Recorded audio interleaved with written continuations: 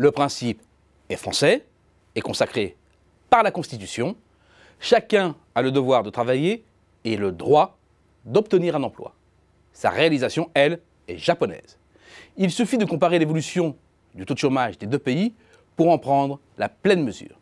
Il est en moyenne de 9,5% en France depuis le début des années 90, contre moins de 4% au Japon.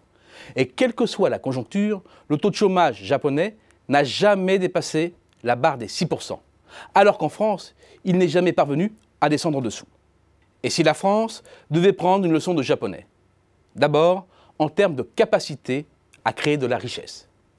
Dès lors que les effets démographiques liés au vieillissement sont intégrés, l'économie japonaise croît plus vite que l'économie française. En rapportant le PIB au nombre de personnes en âge de travailler, aucune rupture majeure n'apparaît depuis un quart de siècle. Mieux que cela, à contre-courant de la plupart des économies développées, on observe une accélération en fin de période. Le bilan depuis 1990, c'est une hausse de 46%, soit 11 points de plus que la France, où le compteur reste bloqué à 35%.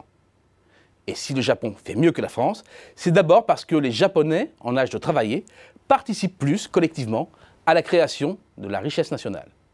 Le taux d'activité, c'est-à-dire les personnes de 15 à 64 ans qui travaillent, recherchent un emploi ou sont disponibles pour en occuper un, rapporté à la population totale en âge de travailler, y est de 77,5%, contre moins de 72% en France. Un écart qui se construit essentiellement sur la tranche d'âge la plus élevée, c'est-à-dire les 55-64 ans. Entre les deux, un âge de départ à la retraite plus élevé au Japon, environ 65 ans, qu'en France, 62. Mais pas seulement. Le taux de remplacement, c'est-à-dire le pourcentage du revenu d'activité que conserve un salarié lorsqu'il fait valoir ses droits à la pension, est aussi plus faible au Japon, ce qui contraint les retraités japonais à rester en activité, même pour des emplois dégradés. Mais il ne faudrait pas non plus réduire la réussite japonaise au seul surplus de travail des seniors. Le Japon a aussi su consolider sa puissance industrielle. À chaque fois, dans le top 3 des leaders dans l'automobile, les machines-outils, la construction navale, l'acier, l'électronique, les biotechnologies. Le Japon demeure la troisième puissance industrielle mondiale, derrière la Chine et les États-Unis, avec ce leitmotiv, un ciblage très sélectif des produits et des secteurs qui sont tous à forte valeur ajoutée et pour lesquels la demande mondiale est forte.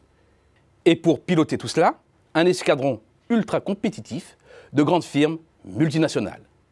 Le Japon place 51 de ces groupes dans le top 500 des plus grandes entreprises mondiales, derrière les États-Unis, 132, et la Chine, 109, mais devant la France, 29, en 4e position. Les groupes sont emblématiques et connus de tous, Toyota, Honda, Hitachi, etc.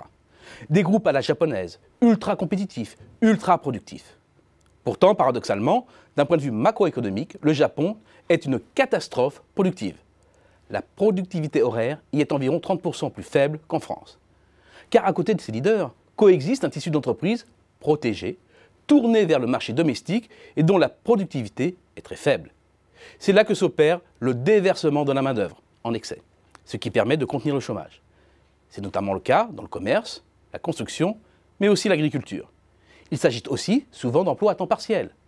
Le quart environ des emplois au Japon sont des emplois à temps partiel contre moins de 15% en France. C'est près de 9 points d'écart. Plus forte participation des seniors à l'économie du pays. Partage du temps de travail.